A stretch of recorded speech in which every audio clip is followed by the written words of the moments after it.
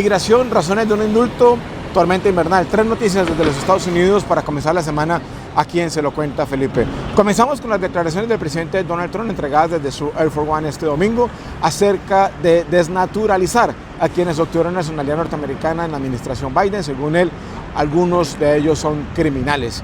Segundo punto de migración que abordó durante su avión presidencial fue el tiempo de la pausa para los que solicitan asilo o los que pretenden solicitarlo, será de un tiempo indeterminado. La segunda noticia es sobre las razones por las que él avanzaría con el indulto para el expresidente José Orlando Hernández. Dice que fue un montaje de la anterior administración, la administración de Biden. Y el tercer tema, ojo, a salir abrigados. Se avecina una tormenta invernal en el área triestatal. Se espera una nevada fuerte este martes. Ya en algunos estados cae mucha nieve.